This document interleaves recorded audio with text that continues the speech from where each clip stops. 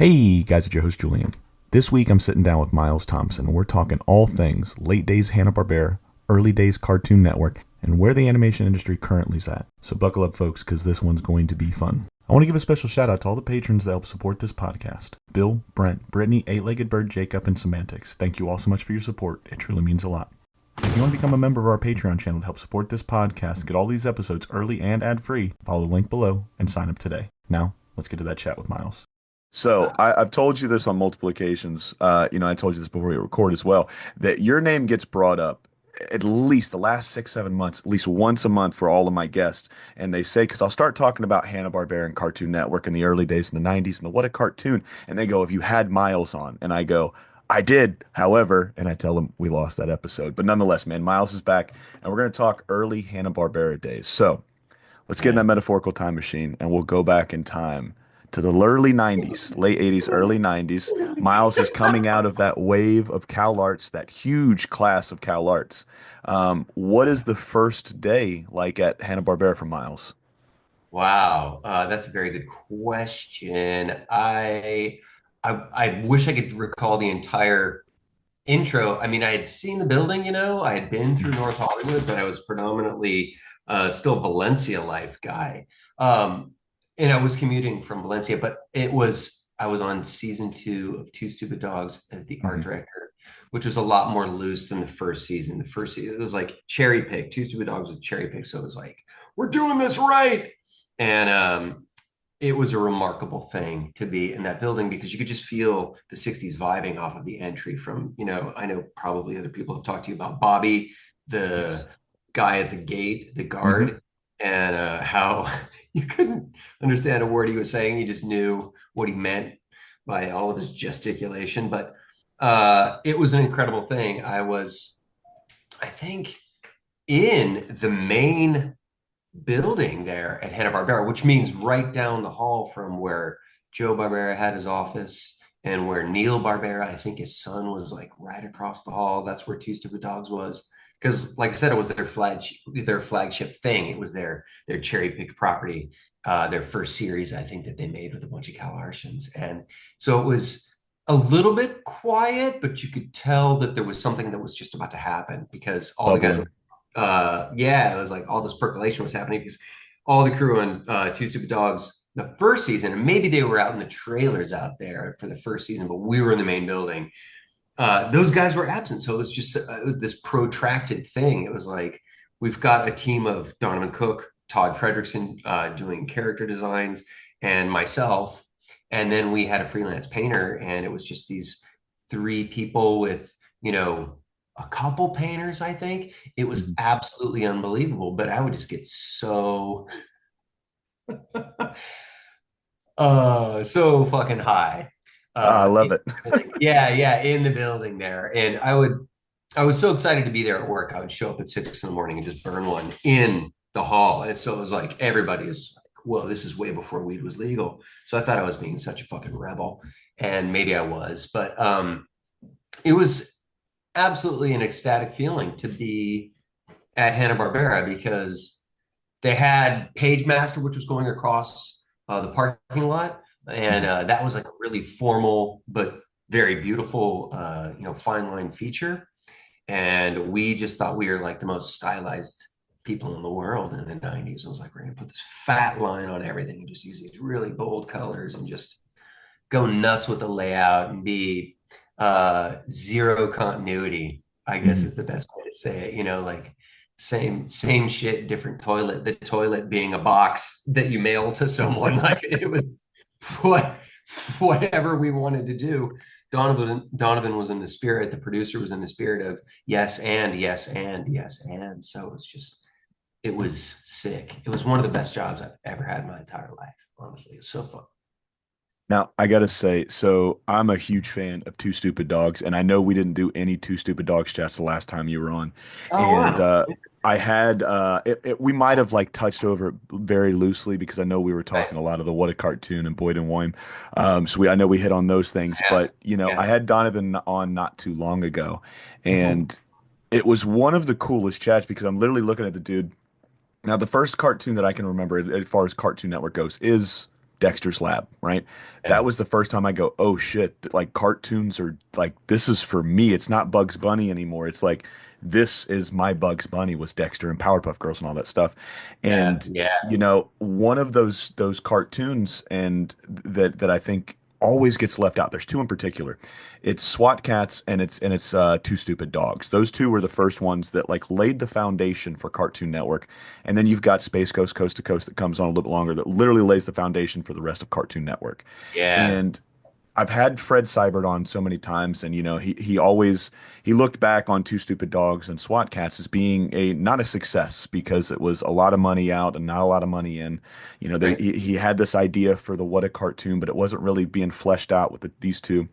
But in my opinion, those two cartoons, if you don't have those two cartoons, you don't get the What a Cartoon. You have to have Yeah. those in particular to lay that foundation. Now, with you coming in, because Donovan was the same with the same thing, it was like you, that was David Feast. I think he said Rob Renzetti and Craig were on Yeah. that one. So it was a Yeah. powerhouse of what was going Yeah. to be the next wave of animators, right? For fucking generations to come, right?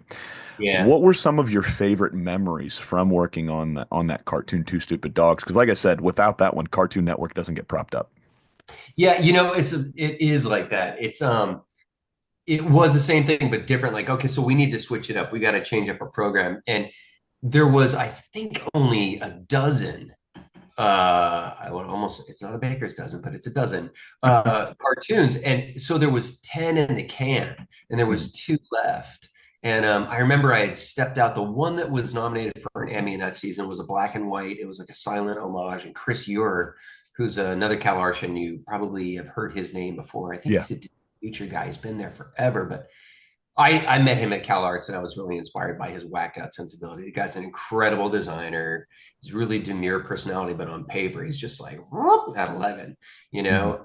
And I think to be invited as, because even though we were assigned stations, we saw the pitches. We were right there. So if Rob did the board, we got to be like, oh yeah, yeah, yeah. I mean, it was such a, like I said, it was such a yes session. But for Donovan to say, okay, now it's time for you guys to write and direct your own cartoon. It was just like, okay, okay, what's going on, you know? And that because it's not my favorite cartoon in the world, it's now my favorite cartoon. It's Yeah. this chance to fuck up. And so I did it. I did a full on Evil Knievel in Vegas, where it's just like, here I go over the fountain. And now my bones have turned to rubber and I'm just doing the worst thing ever. I was mocking John Kay in a way it was supposed to be an homage to John Kay. And Donovan thought that was great. He's like, you're so fucked up. And I was like, yeah, let's do it crazy and weird. And Todd, I love Todd. God bless Todd. He's such a tortured soul. The guy's a genius. Mhm. He can do anything. It's not about propping something up.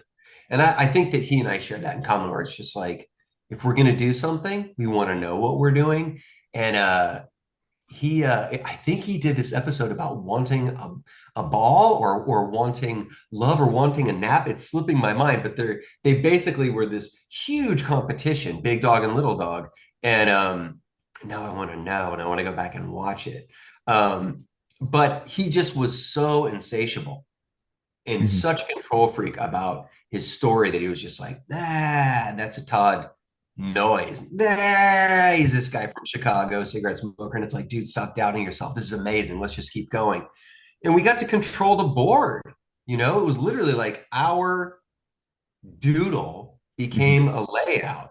And to see that process and then to watch it come back and go into the can was just absolutely unbelievable. I wish I could really nail down episode specific ideas for you, but there was this one guy, Martin Ansala Mhm. and Sumant were our background painters. And Donovan was like, hey dude, we're going to World Supply, we're going to get you this set of Prismacolor markers, we're going to get you a set of Prismacolor pencils, because I was like, let's get high and be weird on paper.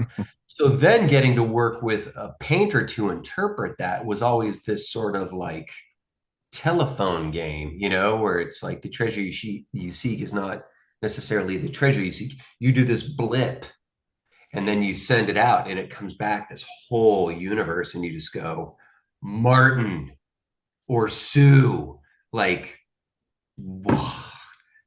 flabbergasting to watch it. Or, even if it was going to go to Al Guamir, who was the head of background paint, to watch the whole thing go through Hanna-Barbera. That's Yeah. what it really comes down to, is like, now we're going to make it real. And we're doing all the color to mock this up on cell. Mhm. Here's this episode. Here's this episode. It goes over to the annex and it comes back. It's like, whoa, now it's real. Yeah. You go from the spitball, yeah, yeah, yeah, maybe, maybe, and then yeah, you got Todd's noise. Yeah, I don't know.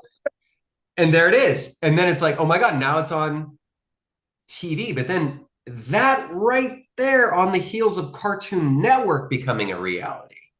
Oh yeah. It's unbelievable. It's hard to pinpoint what was going on with Two Stupid Dogs, simply because you had all these other creators that were getting fired in there. Pat Ventura gets overlooked all the time. Yes. And he's just this guy that's like, yeah, he's got sort of a throwaway noise in a different way. Like Todd's all, yeah, Pat's all, yeah. It's same shit, different toilet, but totally different people. Brilliant cartoonists everywhere, but not Page Master, which is going on across the parking lot. It's not feature. It's television. It's Hanna-Barbera. So you're influenced by Magilla Gorilla and, Mr. Peoples or whatever that guy's name is. All these HB influences. And there's Bill. And yeah, there you go. There's Can you see Bill. him? I can, man. That's unbelievable. I was like, is that over there? Is that Samurai Oh, Jack? That's oh, unbelievable. that's right in the middle. So you brought up Hanna-Barbera, and he is, fuck, where is he? He is right next to Magilla Gorilla, so I don't know if you can see him, but Secret It's kind Squirrel, of right where my broken. finger's It's at. kind of broken a little bit. Yeah, I'll send you a Dude. picture. Yeah, I'll I'd send you a love to see picture it. later tonight. I'd love to see it. Um, It literally is that, though. It's like you open the book and there's like the side of the page and there's 94 heads. uh-huh. And you're like, look at the key. Who's in this one? The Globetrotters with Scooby-Doo. That's every single day at Hanna-Barbera. And it was amazing. It was absolutely amazing. And I'm glad that I got to work there before it became Cartoon Network Studios. When I was a kid growing up, my dad worked at a small family architecture firm. We Mhm. had Christmas parties, we had Halloween parties, pumpkin carving contests. Every month at Hanna-Barbera, they would get Bill and Joe out and they'd have this cake the size of a table. And Bill Hanna would literally be there with a knife just going, flip, plop, cake, flip, plop, cake, flip, plop, cake. So you got your handprint with your cake. But it was Yeah. literally like, hey, happy birthday. There's Scooby-Doo walkarounds hanging around, with legendary Mark Kausler, animator, Dave Feast, insane animator. And you're just like, hey, dudes, this is amazing. Let's do some osmosis here. Anybody want to burn a joint on the park with me? So fun, unforgettable. But again, much is failing me now. Oh, I'm pretty sure it'll come back. It always comes back because I always get either text messages, Instagram Oh messages, or emails yeah, from all of you guys right after we get off the chat. Now, yeah, dude. I one forgot to guy, tell you. yeah, next time we talk, you got to bring this up, so I'll write it down. Greg Miller was on here not too long ago, and I guarantee you guys probably know each other quite well. Oh yeah. Um, and him, I think I him, let him in the building. I was either that or it was Andy Bialk I let in the building. Both those guys. Yeah. get out of my head, Miles, because I was getting ready to say Andy Bialk right after that one, Yeah. and Yeah. then Yeah. you in particular. You guys all told, I believe it was you as well, but you guys told me that Greg and like I said, Greg specifically, and then Andy as Yeah. well. The Hanna-Barbera, you guys would have the gear, right? So the Yogi Bears, the Fred Flintstones, the costumes and stuff Yeah. like that. So Yeah. nighttime, you guys would all dress up and go through the part or just go and party essentially. So Yeah. Yeah. Greg I didn't shared some fuck with pictures. that shit. I No, you never, didn't? no, I never put the heads on. I knew that they did, but it was just like I wasn't drinking a lot then. I was just like baking. And they they were so good at that. They were like making films and running down the hallways and crashing each other up and having like this gang warfare skateboarding fucking bullshit. And it's like, okay, hardcores, like, whoa, I'm not gonna get in trouble for fucking up Top Cat's head, You guys, you're gonna get it one day. I don't know if they got in trouble. I seem to remember it being cool but not cool, you Yeah. know? Yeah. Well, I have to imagine, like looking back on it now, it's like that's pretty tame for what could have happened. But since you didn't put the costumes on and a couple of those other Yeah. guys did, what was something that you possibly got away with that you might not have told somebody you've gotten away with? Oh Did you my get to do gosh. anything cool? Anything come to You mind? know, I did so I was a pretty good guy there, I have to say. I was mostly just stoned 24/7 and it Mhm. was uh so I didn't do anything until I was 22 and I mean nothing until I was 22. I'd had sex. I was ignorant but not stupid. Mhm. And so I I wasn't going to get in that much trouble. I wanted to be crazy, but only so crazy. Yeah. But definitely fucking crazy. Um, there was a guy named Jeff Eckert there. Mhm. Have you heard that name? No, I haven't. Jeff Eckert was the guy that ran the memorabilia room, Mhm. and he was sorted by the Xerox department. Jeff was very West Hollywood, super human being, just out on his roller skates with his tank top and short shorts, gay as a day in May. And God bless him, he was so cool. And Yeah. he had a floor to ceiling room that was basically one room that was like 20 by 20, every single bit of memorabilia that you could Yeah. possibly want. Yeah, and like every vintage game board, the first Golden Book, the dolls, the puppets, you Wow. know, bubble bath for Jeff. But he, I think, actually owned the Sound of Music, the dress from the Sound of Music. I think the one that, yeah, like the main dress. I don't know if it's the one that Liesel's in the rain. Anyway, I was going to say I never was tempted to swipe anything from Hanna Barbera, but there was certainly enough jealousy in my heart, just given the amount of history that's around there. You got all these original Johnny Quest things, Iwo Takamoto Mhm. artwork everywhere. I would say if there's anything that I really got away with, it was uh, romancing my wife there. Yeah, we met there. She was in marketing and she was on this new Johnny Quest thing. And I'd seen her around and I kind of put the buzz out there. I was just like, oh my God, I'm in love with that woman. I'm in love with that woman. And I eventually one day just sort of made that happen. I talked to her The and we rest is chunked. history, as they like to say. Yeah, basically. Now she's my baby mama and somebody else's wife now. But it was an amazing thing. I never really wanted to, and still kind of don't want to be tight with executive rank. I Yeah. definitely want to be on talent side, but I don't want to be I don't want to rub shoulders on either sides, I would say I'm a big mouth, but I'm also a peacemaker. So, if I got away with something, it was saying something to someone about being funnier than their hairy balls. And I think I may have told you that story on the time before, but What's the yeah, name rhyme with? What's the name rhyme with? Blendy Martis Muffs me. It's having a hard time on a storyboard. And plays well with others is something that I would like to be known for, but in this case, yeah, I just couldn't. I just Yeah. couldn't. It was like, yeah, I was like, funny something you're not.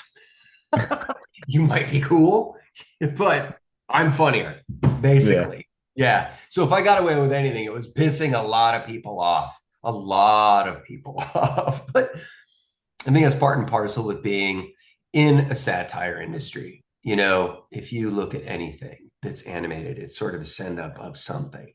And I'm not pointing fingers. I'm saying he's the least funny person I know. I'm just saying I pointed at myself and was like, I'm way funnier than your hairy balls. I did get away with that. Well, it just goes to show you, because like I told you at the beginning of this and before we hit record as well, your name comes up quite often asking if I've had you on. So Yeah. good, bad, or indifferent, you left a lasting impression on a lot of people that I've had on here, and they always say you're a wealth of knowledge. You're always hilarious. I always enjoy talking to you, whether we're talking this way or we're talking through Instagram. I always enjoy talking to you because you got stories for days. You know, I'll cut this next part out if I have to. But have you, or does people know you're doing the autobiography yet? I'm open to. talking about it. It's interesting though, because you do have to worry about other people's reputations. It's Mhm. it's a storyteller's medium and everybody's got their own. You can never my dogs are upset. You can never like truly separate yourself from the anatomy of somebody else's story. Stories are made of Yeah. sides. And so if I tell my side, somebody certainly is entitled to theirs, So if for me to say, oh, no, don't tell anybody, I'm going to, I can't hide names in my autobiography. And I don't want to. I more am interested in looking at the working dynamic in such a collaborative medium, a highly collaborative medium. Mhm. Like Two Stupid Dogs would be something without me because they would get somebody else. You can't have this without all of that. Yeah. That being all the people. So it's this collaborative thing, and you're invariably going to rub shoulders with someone, even Mhm. if you don't mean to, even if you're protecting their feelings, they're still gonna, in some way, shape, or form, familiarity is gonna breed content. Yeah. And that is just part and parcel with collaborative medium, so um that's always been a fact. It will Yeah. always be a fact of animation, even with AI. You know, Mhm. it doesn't matter. You're either going to bump someone because it's too similar, or you're going to bump somebody because it's not funny, or you're going to bump somebody because it's too serious, or whatever it is. It's different strokes, different folks. And if you did a drawing and gave it to yourself, you'd have notes. That's every Yeah. single person in animation, always, because it's about reimagining. Like I said, it's a satirical industry. It's a satirical medium. So you're always going to get that, you know? Yeah. I just want Yeah. to make sure it was okay with you talking about it before I Yeah, brought it up. absolutely, So absolutely, absolutely. And I'm writing it in the context of all animation history. Honestly, it starts out with you said I'm a wellspring of stories, and I appreciate that. It's this thing of you feel so alone when your feelings get hurt. Everybody's got this emotional range, and artists think that theirs are deeper. Like I go to 11, and that's it's like I'm a human, but I'm a superhuman, and my superhuman power is ultimately sensitivity. It's like you poked me in my no-no, and now I'm just like forever wounded, samskara into my next 10 lifetimes. I'll never talk to you again because I thought yeah. Ultraman Rising was the greatest thing ever, or I thought Spider-Verse is the fucking shit. And you said it was cool instead of saying it was fucking amazing. It's like this is a storyteller. That's the problem. Yeah. But it starts all the way back before um, animation was even American. It was French. It was very French before it was American. And so you had all these migrants and they're doing the migrant thing. And it's, we're talking about 1911 to 1914 to 1917. And then, we're going from penny arcades to Nickelodeons. And so for me, I was definitely this really hurt human being until basically I was on my skateboard. And I think I told you this story before. I was on my skateboard. I was going down to a meeting to have 20 paintings looked at by a celebrity because I was designing their opening credits for a new live action movie. And the studio called and said, hey, don't come to this meeting. We want to give the celebrity a space just to say no if they decide they don't vibe with your aesthetic. And I was like, great, fully get it. Totally confident, like I'm the shit. So I'll Yeah. see you guys later. So I turn around on my skateboard. I give 3 pumps. I'm going 10 miles an hour. My skateboard goes off a curb this high and it shoots backwards. So I'm doing full Superman 12 miles an hour, 2 feet from the ground. I hyperextend my left elbow. I tear a little bit of my intestine and I like really severely hurt my back, was on a mattress for 6 months, did the history lesson there and went, oh, like, duh. I'm not the ripoff king. Disney stole Moana from me. It happens every fucking day. It's a Yeah. satirical medium. Everybody gets off the bus. They come into town. Hey, they stole my lunch money. They got my nose. Welcome to the fucking club, bitch.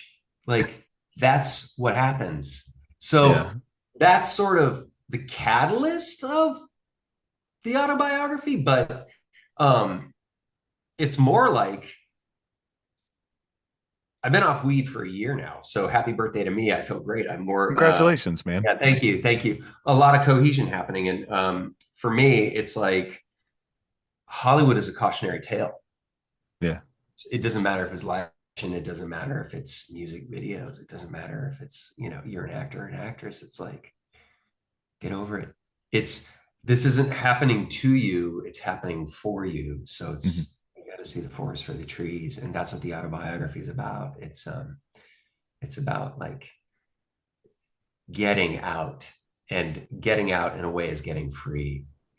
I saw a picture of these two guys and it's like, so and such are the next director on blah blah blah blah. And I was like, and they're never leaving that fucking hallway that they've been, photographed in, because if they do leave, that's the day they get fired. Like Yeah. they have to be there for the baby 24/7 for 3 years. And I just, I think the autobiography is like, oh yeah, I get to live another life. Like it's okay if I go and work at a grocery store, because I'll talk to celebrities and they're like, holy fucking shit. Like it's really bad, man. It's bad. Like, oh. And I'm like, yeah, strike. Writer's strike, SAG strike, union strike. It's that part is very real. Mhm. Getting to play in the sandbox is also just as real, but that's like a temporary thing, Um, do you want to be a wooden boy or do you want to be a real boy? It depends on the day. It depends on the circumstance, really. Yeah, well, yeah, exactly. I'll take the Depends on the real responsibilities. I'll take the real boy any fucking day. I'm not into doing remakes. I don't know why Guillermo did Pinocchio. It's like, what the fuck? You're gonna do fucking Fantasia next? You can't do it. So I'm Yeah. sorry, Guillermo. I really love Pan's Labyrinth, but boo. Boo. Not into it. Well, with because I think the last time we did talk, you did tell me that you spent some time, sitting on your back because you fucked up your back, Yeah. your and everything like that. So I know we did talk about that, but when does it start creeping into your head that it might be a little bit more than an autobiography? It's all encompassing for history. Do you know when you kind of want to stop writing it? Because if it's ever evolving, like animation kind of is, it could theoretically be a No, volume one, two, three. no, I don't think of it like that. And I want to say that it's probably going to be a pretty slim volume because I've been Mhm. rewriting, Hi, my name is the hardest thing in the world. Yeah. Hi, my name is. And it's I can tell you the first line of it is um my first animated cartoon was a giant piece of shit. And Sign me up for this book already. there you go. That's what I'm saying. It's like, chapter one, page one. Mhm. What is, it's but I don't want it to be this giant thing. It's more like, the most powerful story that there is if it can happen if I can do it, you can do it. Mhm. Someone said that to me 3 weeks ago. And if it can happen for me, it can happen for you. And you're not being disingenuous if you really mean it. It's like, I'm Yeah. not selling you anything. I'm telling you it's going to be okay. It's And possible. yeah, it's possible. And in this case, the possible is moving along, and seeing it for what it is, because uh, I absolutely love reading about animation history. If there's one book that turned my page, it was Donald Crafton's Before Mickey. It's Yeah. unbelievable. He's got another book out, and I've got it over here. I mean, you should see the piles of books on my couch over there. But it's about Emile Cole. Emile Cole is the man that's credited with adapting the very first um, comic strip for the stage, or sorry, for the screen. It was a series called The Newlyweds, and he was a guy that came to America and was making animated films, and they were playing really well. He was like box office sensation, and it's basically, if I was going to encapsulate it, it's like it's 100-year book, but it won't take that long to tell. There's a Mhm. few stories that just really epitomize everything that's ever happened. The second book that I would say that really just fucking messed with me and made me a reader more than any other book in the last 20 years easily. It's called Talking Animals and Other People, and it's Hmm. by a guy named Seamus Culhane. And it's sort Yeah. of a first person tour of every single studio that ever was, starting, in Fort Lee, New Jersey, which is the real first Hollywood. It's where Pat Sullivan and I think Universal was over there. It was, oh, so many geniuses, the Fleshers. And I don't think Disney was over there, but it's certainly this guy, Seamus Culhane, first person experiences with all of these people who were trying to do their thing. And he's going to Max and Dave, gleaning what he can, going to Disney, gleaning what he can from the classes there, from the animation experience there. And then, from 20s, 30s, 40s, 50s into the ad age, doing UPA, opening his own studio, employing more animators than Warner Brothers did at the time, and then being a millionaire going bust, and it's this thing where you realize who's got the money, what it's for, and what the plan is, Yeah. like we're not doing this forever. You get to say goodbye. You get 12. And Hmm. then we're going to check our watch and just see how you're doing after 12. No, thank you. Goodbye. And it's crazy because we think of Walt Disney today as like, oh, he's the guy that made it. He's the one that's, he failed the most. Yeah. That's the truth. He failed the most. And he got so tired of failing that he wanted to go away to a magical, happy place, the happiest place on earth, and then made that a reality. And the second that happened, they said, you have no more money problems ever again, ever. And you just keep doing what you're doing. Cartoons were already like doing their own thing, you know? And, the working dynamic there has never been anything but conflict. That's why nine old men are like, oh, okay, okay, yeah, you do your thing, I'll do my thing. I'm Stromboli, you're the fucking fairy princess, like whatever. You think about it in terms of this, like you got Walt and Roy, right? Awesome, they made it work, yay, the American dream, right? Guess who didn't make it work? Max and Dave. Yeah. Yeah, fucked. They're Gulliver's Travels, huge, huge money. Let's do that again, right? Two Hmm. tricks in animation. First trick, something from nothing. Poof. Whoa. Oh. Second trick, do it again. Right? So, Yeah. yeah, something from nothing always becomes something for nothing. This is Yeah. what's in my autobiography. It's like, no, no, no, no, no, no. If Walt and Roy made it work, Max and Dave did the same thing but couldn't make it work. They both had blood in the game. If that doesn't keep you together, nothing will. So they made Gulliver's Travels, then they made Mr. Bug Goes to Hollywood. Mr. Bug Goes to Hollywood had Max and Dave in the same building at different fucking farthest offices as they could be from each other because they fucking hated each other. Yeah. It's like, no, that is show business. It's there's a reason there's two words. It's two totally different things, you know? Now, with this that you're writing, do you have an end date as far as when you might have it done and put it out? No, I don't. And honestly, I kind of I have a map, Yeah. you know what I mean? And Hmm. it starts there's a lot of like, well, how much of me do you want in there? And I'm like, I don't, that's not, whatever. I know stories and I'd like to tell those stories and I'd like to do it in a way that doesn't take somebody's pants down. And Yeah. there's enough of that in animation. And if you're going to ask me what other people got away with, I can tell you stories, but that's exactly why I'm not putting pressure on trying to finish the book. It's not, you finish a book and all of a sudden you're legit. Hmm. It's like, hey, you seen this one? No, I Yeah, haven't. No. I'm in this one.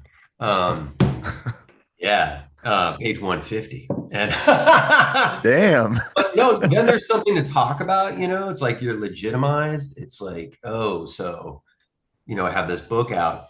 But um my heroes are people that got away with it, but weren't really trying to get away with anything, Roald Dahl is everybody's hero. You got Charlie and the Chocolate Factory. It's like, wow, that's such an adult thing. You got the chicken with the guillotine and the riverboat thing. Like, whoa, why the fuck would they put that in a kid's movie? And it's like stakes. But my point is, Roald Dahl's, like a lot of authors, he's really demonized, and he's the greatest. He's the greatest there ever probably will be. Point being, you don't get everyone. You get some people, and you do your thing. You make yourself happy. At best, you get half, at best. Like, nobody gives a shit about the Mona Lisa. And the Mona Lisa is stolen. And now all of a sudden, everyone's like, what is it with that smile? Gets returned, and now she's famous, but nobody gave a shit about her before that. So you just got to point at what you're doing, do it the best you can. The people that will, really resonate with you, just do, and they'll love you forever. Everybody else will have a great time doing the big come down on you. And Roald Dahl has adult writings about a sperm bank. Roald Dahl has adult writings that are sort of like dark, like Twilight Zone or Poe. But he gets shit canned in young readers because he's trying to say something, And so I'm just like, well, I know when one goes, they'll all go. Yeah. And I've got a ton of kids' titles. I've got a graphic novel that is like perfect for games and all that. I've got, things that are more like story oriented with characters, and I've got things that are more like message books, like, oh, the places you'll go, but say the title because everything gets taken. Yeah. Yeah.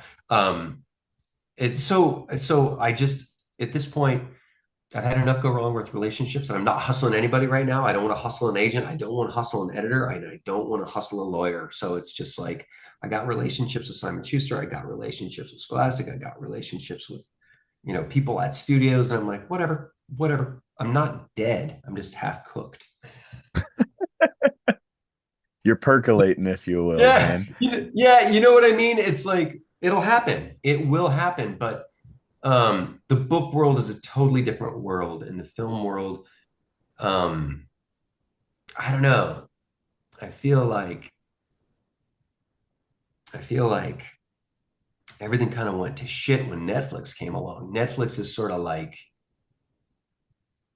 the big boom before Black Friday, like you had these people that were going to go out of business, and then they went, wait a minute, what if we go into business? And then they had all these means, and then all this talent, and then, they really cannibalized themselves.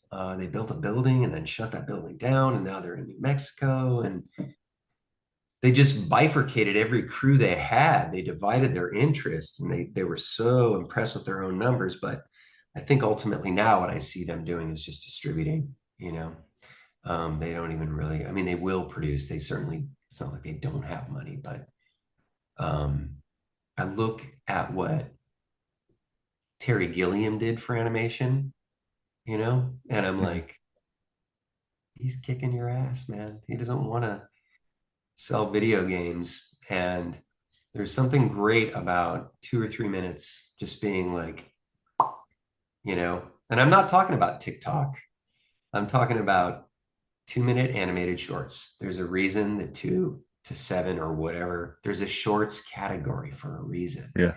And that's what's just got me so by the brain, I'm like, fuck, it's so flexible. It's so flexible, So I think all the big houses that are looking to get the big creature and the cool suit with the sexy whatever. It's like, no, that's there's something human about the desire to give something away, give more life to something, to add levity. And that kind of started to change when DreamWorks really came on. You know, DreamWorks is like the cool kids are in town. You know, we're going to make a feature out of that, and not just a short. And then you know, Netflix just sort of co-opted that whole thing. And I'm not saying there's anything wrong with anything in business. It's great. It's great.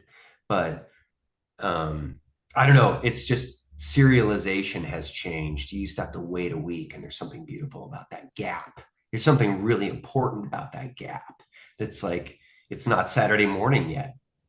You know, it'll be Saturday morning. You've got to wait for SWAT cats. You've got to wait to see what the fuck happens in Robotech. You know, you don't just get to go, 12 hours. Oh, yeah, that was fucking amazing. Oh, I can't wait till next year. You know, and that's going to come back. I just think the domestic market is like, baker's man, you know, I and think it's starting to come back because I myself, in particular, like I'll get onto a new show or I'll watch something that I've watched before, but it's a lot of it has to do with like I've got three kids. I've got a full-time job. Coming home is a full-time job. I got shit I need to is, get done. I like to do yeah, this. I'm baking and selling bread, so that's a whole nother venture as well. yeah, dude. So it like all of these things start to happen. So I can only realistically watch maybe like one thing. And my Yeah, oldest son and I, like we like our thing together because I can trade off shows with him, right? So I'll watch some of his anime and then he can watch some of the ones that I grew up on, right? And yeah, we do this like little trade. And I've found out that I have much more enjoyment watching one episode of something, maybe yeah, waiting a couple days. Sometimes I'll say, fuck it, I'll forget about it and I'll wait another week, right? yeah, You know, but there's also something fun about having it on demand. The one thing that I don't like about on demand is they get to choose what gets shown, what gets carried. That's the something it's what's so beautiful about physical media, right? Physical media, I can go and I can have it. It doesn't matter who owns the licensing. It doesn't matter if Netflix or yeah, Hulu has it. None of them want to carry it because maybe it's off by 1.2 million people and then yeah, it's gone forever. It's forgotten media. yeah, So I yeah, 100% agree with you. There's something special about that old way we used to consume media because we'd have to think about it. And what do you do when you think? Most of the time, you're going to go to another person, you're going to talk about what you saw, what you heard, what they yeah, might have heard. And then you get to yeah, have this dialogue, and then you get to build a friendship over something you guys collectively watched, but interpreted it a or a different way, totally. and that's so cool because you can't do that when you go and watch six episodes. Don't get me wrong. I love being able to binge shit sometimes. Like we're watching Yeah, One for Piece now. sure, for It's sure, for 1100 plus sure. episodes. So at the rate I'm going, I'm going to be dead by the time we finish or catch up to this show because they're still making the episodes. So, Yeah, I bend the rules sometimes, man, but I yeah. 100% agree with you. I absolutely agree with the repeat experience too. It's like if there's something that's built in there, whether that's the Easter eggs in some new Marvel movie, that's awesome. That's so Yeah. good. But for me, my favorite thing that was ever produced by HBO is Rome. It's Oh, two that was such a seasons. great season, two Yeah, seasons. Yeah. you know it's not fiction, you hmm know, and you know it's death by a thousand cuts on the Senate floor. You know, E2 Brute, and it's like, I've still got the DVDs in my DVD yeah, case. like show me the fucking murder. Yeah. And it doesn't need to be sensationalized. You don't need a fucking magic dragon and a sing-song like enchantress or whatever. It's like it's not fantasy. There's nothing wrong with fantasy. I've seen things like Arcane, and my friends like, oh man, you've really got to see this. And I'm like, I'm curious. I'm curious. I see it go by as big as a bus. You know, it's around town, and I'm like, I don't play video games. I haven't since 2000.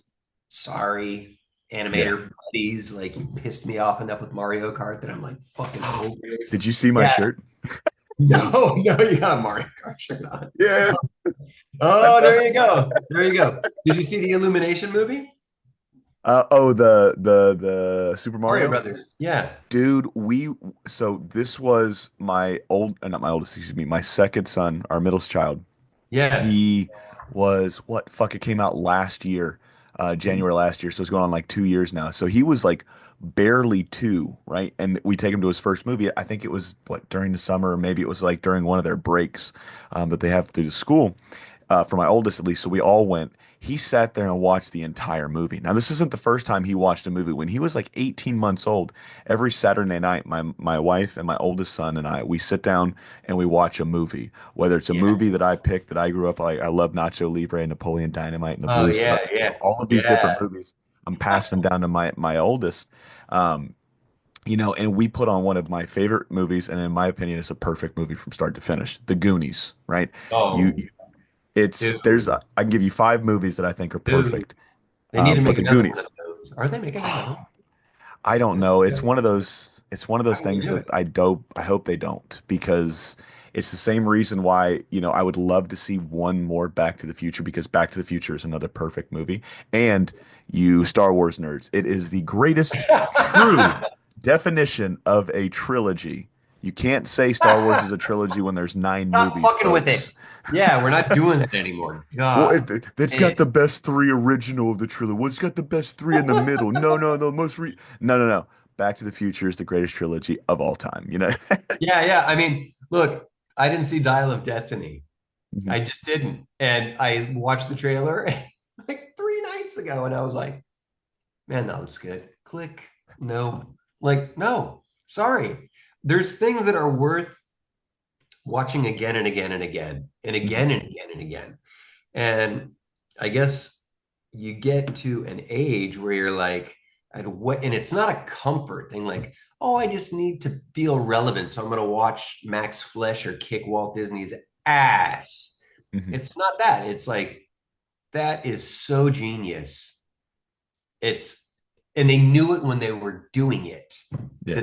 it's just an opportunity that is not missed, you know? So you're like, whoa, something from nothing, do that again. And you're like, holy moly, I will do that again. Like it's an invitation. Definitely recommend is a real thing. But I think I really feel Sergio Pablos was one of these guys that I knew at Cal Arts. We were hanging around and palling for a little bit. I was just amazed, flabbergasted by that guy's talent. And he's responsible for that Netflix movie Claws. It's the Mhm. Christmas movie that's out there. But I also Beautiful heard movie. that he was the guy that created Gru. Oh So wow. Despicable Me was his it's his bastard. But my point is I think Illumination is really guilty of having a great product and having a great Yeah. time. Oh, excuse me, I'm gonna fucking just turn that shit off. Goodbye. Something was just delivered. Oh yay, it's my new graphic novel. So I won't tell you who unless we stop recording and then I'll tell you. But it's this thing. Illumination is really dependable. Mhm. And I think that they have got a bit of discipline in terms of um, letting a story season itself.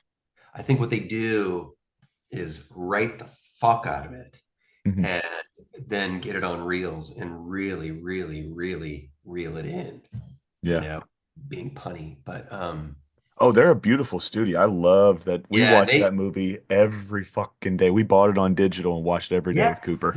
they make me cry. You know, honestly, it's such a daddy baby thing that I'm like, oh, Sergio. No, I'm not crying for Sergio. I'm crying because I'm a dad. But it's they really do have a house style, and that just sort of loops back to the Mario Brothers thing because I haven't seen. I can't imagine what you would do with that, but I can't Dude, it's imagine. so fun. You gotta watch it. You I'll gotta. check it It's so out. fucking good, dude. Yeah, I'm sure it's better than Pinocchio. I will say. So you brought up three movies in particular: Pinocchio, Klaus, Yeah. and Yep. then and Super Mario Brothers. So last Christmas we did my what is it, our third at that time Christmas episode, and it was A Nightmare Before Christmas versus Klaus. And Yeah. I'd never seen Klaus at that time. It was just one of those ones that I might have seen it and just didn't remember it, or what. But I remember watching this movie and going, "Oh my fucking God, this might be top three, maybe even top two greatest Christmas movie of all time." Yeah, You know what I that's the mean? thing. That's the thing. And you know, It's it's so beautiful. it is beautiful Hmm. and it's sick because it's how did they do that? You know, the whole thing is how did they do that? Yeah. There's such a high standard in terms of story and in terms of design, but I think that this is a good moment to just really throw out the fact that no machine is ever going to appreciate what an emotional sacrifice is. Nope. They can emulate it. They can try to write It's a Wonderful Life. It can understand the script, and like there's snow and like what? Put more fucking fairy dust in there, stardust, make it pink, make it blue, make it pink, make it blue. But the acting is what is so transcendental, like this realization. And you can't trust a hoarder to do your acting for you. And that's what AI is. I passed by this car today. There's a car that's parked on my street. An old woman is in there and she's just fucking stuffing crap in there. Like the tire's been flat for 3 years. And I'm like, that's AI. Yeah. It's literally, that's what it is. It's just this big storage thing. And it'll go, maybe this, maybe that. Oh, wait, I got this other thing. All right. And it's like, no, that's not even remotely capable of deliverance. And Sergio's amazing. Sergio's incredible. And I That can't ending gets me wait. every. Yeah, I can't wait to see what he gets to do next. I imagine that for a while, all 2D is going to be like full stop because we're Mhm. so into our own ejaculate that we've just got to see what the hoarder ejaculate looks like. It's like, good gravy. This is Miles, you're love. one of my favorite people I've ever gotten to talk to. Thank you. It's fucking wedding cake made of frosting. You know what I mean? That's really just Absolutely. ejaculate. It's frozen ejaculate, but it's so lifeless, and it might be perfect, but it's also perfectly dead. And it's something that we should be very afraid of. But no, it's just another tool. And if you look at all these moving shots that are coming out, it's always something new. It's something new, something new. And oh, it's cool. Like these Vikings you've never seen a fucking Viking like this fucking Viking before. It's like, cool, that's a Viking. Yeah. What's the ejaculate look like? Viking ejaculate. Bring it on. Shoots out the horns. But Psychedelic. yeah, totally. It's interesting. I think that for a while 2D will be put on all pause, but I have to say, to go back to Arcane, it's easy for me to look at that and go, damn, that's good looking, Mhm. or Nimona, right? I don't know if you saw Nimona, Yeah. but I saw the graphic novel and then I saw the movie and I thought, oh, wow, oh, look, a gay couple. And also great looking effects, great acting. And at the same time, as much as I fucking loved it for Mhm. everything that I just said, I don't have a problem with anything that they put on screen in any way, shape, or form. It's about fucking time. And Yeah. if you don't know Thank You Masked Man, the Lenny Bruce bit, you should look up that animated short because that's bringing something out of the closet in 1970. It's like, Mhm. come on. But I look at all that and I just go, it's beautiful, but it's a yes and feeling. It's like, Yeah. yeah, sure, that's awesome. I hope that Nimona wins. I hope Nimona kicks everybody's ass, in fact, because there is a new kid on the block. That's great for business. We need more opportunity. There is room for everyone. But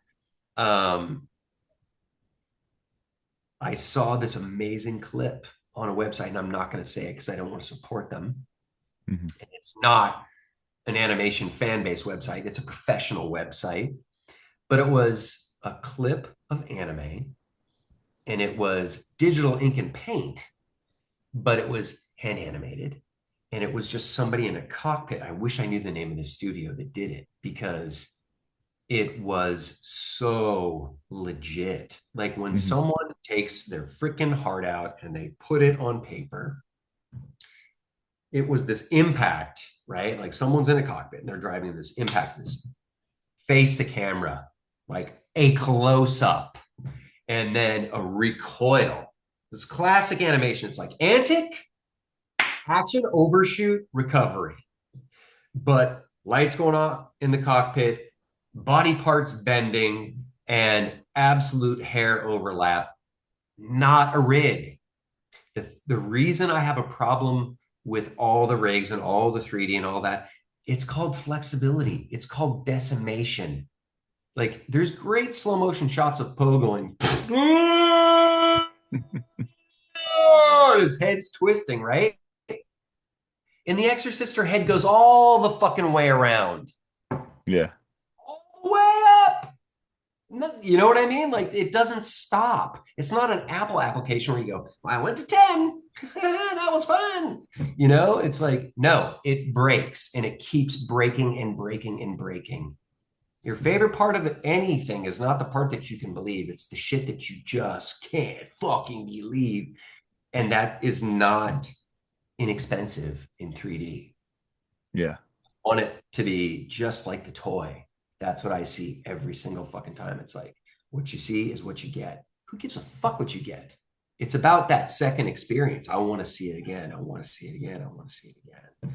And the magic is the product, not the product using magic to sell it. And that's why nobody that hasn't done their own in-betweening deserves to be in any fucking animation studio anywhere ever. Get the fuck out. You're not going to hire a lawyer to do your brain surgery. You know, those people have the power of no, no, no.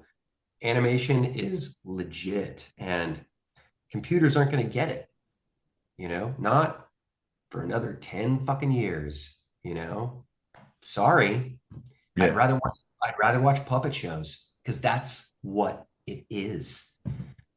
It's exciting because you're gonna get to watch all these people put their feet in their mouth, you know, and make true toe jam. It's just Mhm. like, no. Like I said, Fuck Miles, no. it's always a blast to talk to you.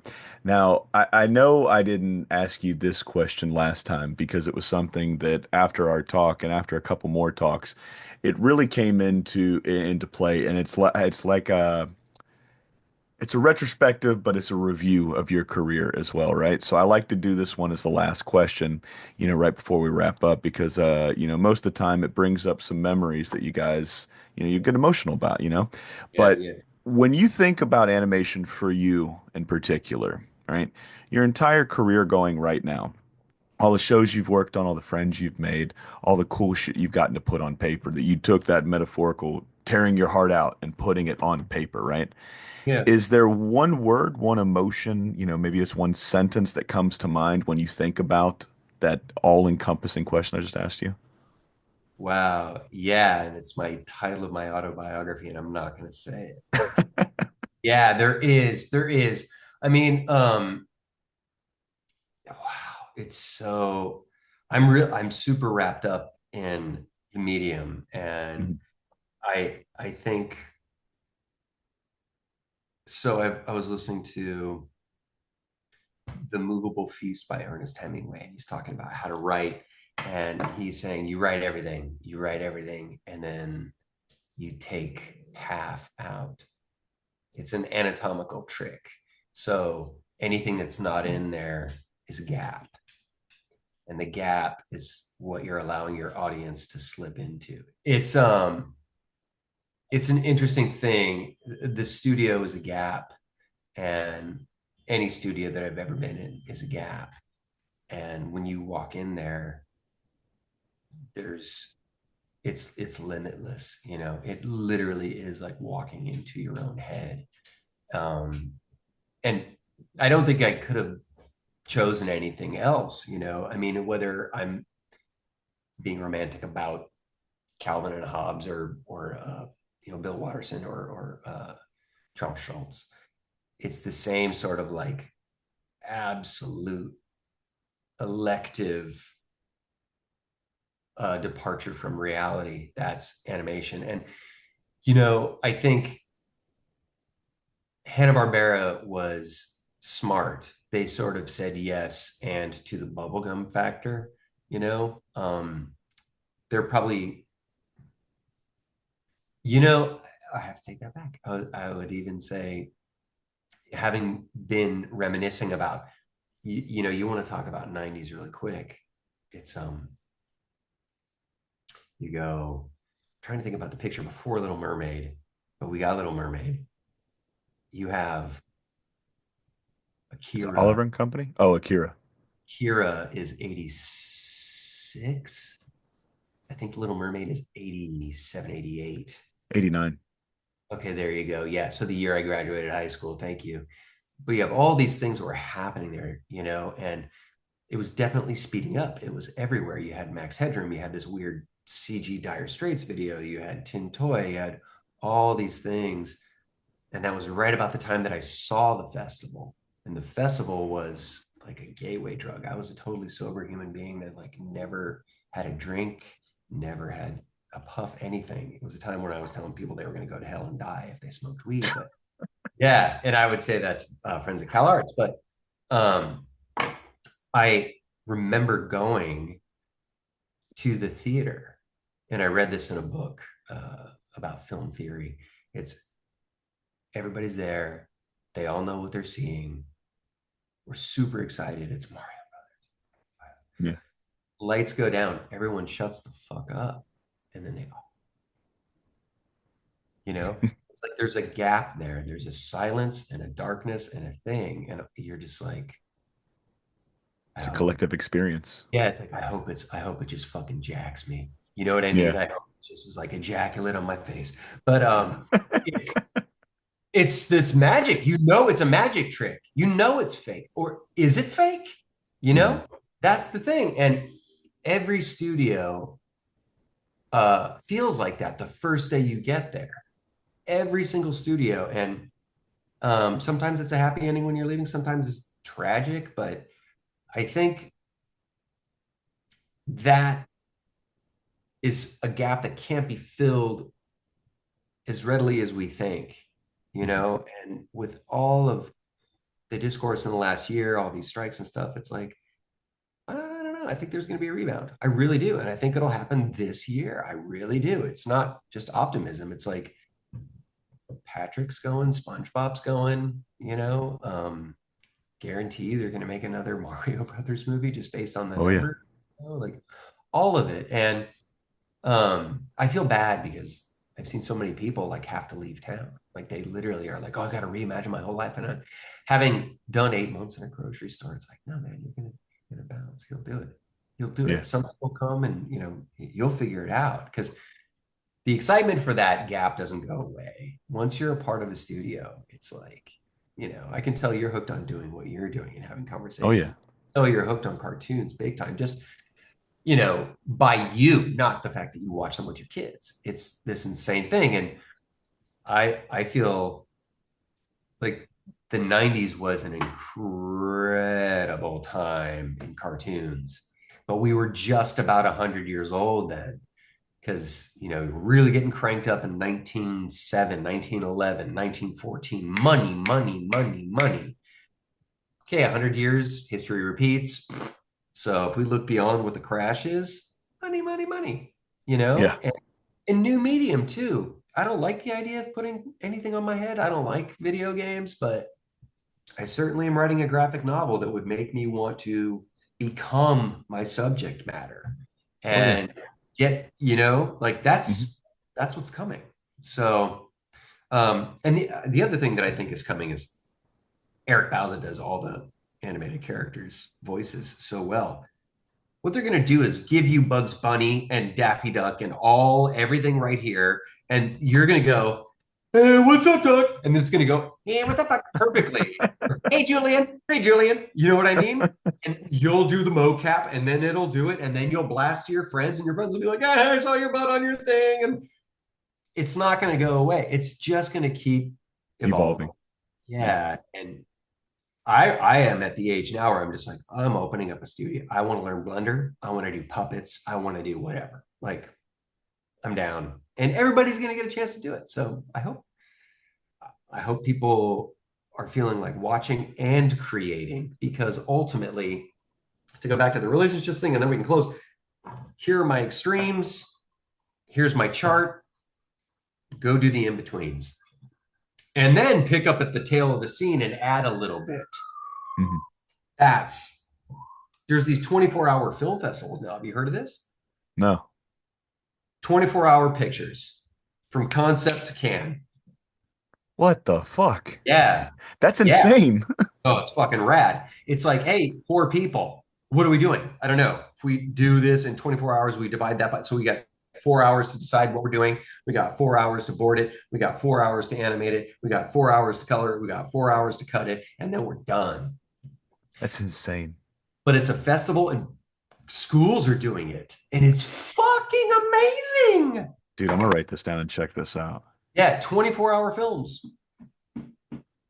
That sounds so fucking cool. I know. It's like, you know what it's like? It's like the exquisite corpse where it's like, take a piece of paper, fold it in half, draw a picture on it, put two little dots where the thing goes in, and then you hand it to the other person. They finish the drawing without looking at it, and then you open it up and you're like, holy fuck, what the fuck is that? It's that, you know?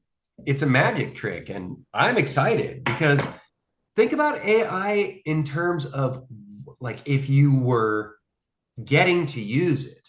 I've seen programs that are like, oh, it's $350 to get, automated. That'll come down. Yeah. These were like fucking ridiculous money when they first came out. It'll all come down. It's going to reinvent itself. It just will. If there's money to be made, it's going to keep going. Oh, that I do, man. Money talks, bullshit walks, as somebody once wiser than me said. Well, like I said, Miles, it's always a pleasure to talk to you. I'm glad, and I don't get to tell you this enough in particular. I tell you every time you post a picture, but I'm going to tell you in person enough. If there's one thing I love, like I always love looking forward to, I hate social media. I just don't like using it. It's such a time suck. But, I'm human. I'll sit there and scroll for a little while. And mainly, I'm guilty. I fucking love it. you know, I limit this is what I like to do. Like I like to say, all right, I've got 30 minutes before I want to go to bed or 30 minutes before I want to go do something, right? I'll give myself 10 minutes to fuck around and I'll just endlessly scroll. And then I'll use the other 15, 20 minutes, depending on how long I have, and I'll look at something that like inspires me or motivates me to do something. Mainly, it's a lot of food because that's what I do for my day job. But my other second passion, as most of you guys know, is animation. And there's nothing more than I love when I log onto Instagram and I see a new post by Miles. Your fucking artwork is so amazing. Like, I love the stuff that you're doing, man. So thank you for not only what you've done way back in the day, what you're doing now, but like the consistent thing you do with your art, man. I really think, much like food and art, it's like one and the same, right? It's you giving a piece of yourself to somebody else to consume in some form or fashion. Yeah. And Yeah, I I'm agree with glad you're that. still making art. Thank you. I super appreciate that. I'm glad you're making food. I mean, it is, no, it's seriously, it's kind of the same thing when you think about it because, you watch somebody do something and it's the testimonial. You're like, I want to eat that. I want to eat that. And not only that, like, I want to learn to make that. That's what Yes. social media is great for. Quick story. Max Fleischer animated the theory of relativity. Yeah. Einstein's quote after he saw the film. Before this cartoon, there were 3 people that understood the theory. Now there are 4. That's pretty fucking cool. Fucking amazing, right? Yeah, it's just like, oh. So I feel like there's young kids out there doing Blender or like people surfing, these young women that are surfing. It's just like, whoa, what the fuck is actually happening? There's something grotesque about the X gaming of everything that's going on because there seems to be that much more at risk. And in some ways, that much less substance to the content. But I really do think that social media is a double-edged sword. I think it's good. I just think we've got to get used to using it. It came around in 2007 and I hate it too, man. I really do. But I think Patreon is rad. I think YouTube is rad. There's a really old guy that I love listening to him talk about paintings. He just talks about values and color and he's an impressionist and the guy fucking unloads his lid for an hour and you're like, everything he said just made sense. And I'm Yeah. sitting there painting I'm like, thank you, dear Paul Ingebrigtsen, or whatever his last name. I'm like, thank you, thank you, thank you. And he comments back and I'm just like, yeah, Paul. It's so great. So thank you for doing your podcast. It's great. I got a kid coming over here. He's buying an animation disc this week. He is Yeah. fucking lit. Yeah, I'm selling this old UPA desk behind me. The person that's getting it is fucking lit. It's like this is animation. It's not going to change. This is the way it works. And the more people know about it, the more it'll grow. And it's like literally we're giving life. We're That you birthing are. life. Yeah, it's rad. So thank you. Oh, absolutely. Well, man, if there's anything that I've learned here, man, it's people are breathing life into these characters that they have up here. It travels down this arm and it goes to a pen, a pencil, your fingers, your paint, you know. Ladies and gentlemen, what I'm getting at is create. He's been Miles, I've been Julian. This has been the Cartoon Chronicles podcast, and this has been another Aloha. piece of your childhood. Good night.